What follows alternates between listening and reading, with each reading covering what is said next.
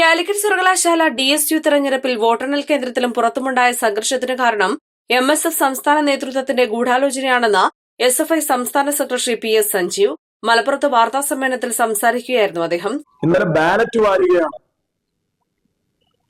ഈ പറഞ്ഞ MSF ചെയ്തത്. എപ്പോ തൊട്ടാണ് MSFകാർ ഈ നിലയിൽ കാര്യങ്ങൾ ചെയ്തു തുടങ്ങിയത് എന്നതിനെ കുറിച്ച് വരാം. VCയുടെ നേതൃത്വത്തിൽ ഇത് തുടങ്ങുന്ന ഘട്ടത്തിൽ തന്നെയും ഈ പ്രവർത്തനങ്ങൾ തുടങ്ങുന്ന ഘട്ടത്തിൽ തന്നെയും ഇത് അട്ടിമറിക്കാനുള്ള ശ്രമം നടന്നുകൊണ്ടേയിരുന്നു.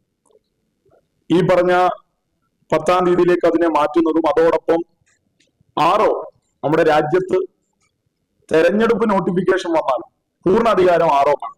അതിന്റെ മുകളിലേക്ക് ആരില്ല. അതിന്റെ പൂർണ്ണം ഇലക്ഷനെ നടത്തിപ്പും അതിന്റെ നിയമങ്ങൾ മറ്റു കാര്യങ്ങളൊക്കെ. പക്ഷെ വിചിത്രമായ ഒരു കാര്യം, ഈ കാലിക്കറ്റ് യൂണിവേഴ്സിറ്റി തെരഞ്ഞെടുപ്പിൽ, പ്രത്യേകിച്ച് സെൻട്രൽ തെരഞ്ഞെടുപ്പിൽ 5 ഒബ്സർവർമാരെ VC നിശ്ചയിച്ചു. ആ 5 ഒബ്സർവർമാരിൽ 3 പേർ കോൺഗ്രസ് അധ്യാപക സംഘടനാ നേതാക്കന്മാരാണ്. ഒരാൾ സെബാസ്റ്റ്യൻ, ഒരാൾ പുഷ്പലത, ഒരാൾ പ്രമോദ്.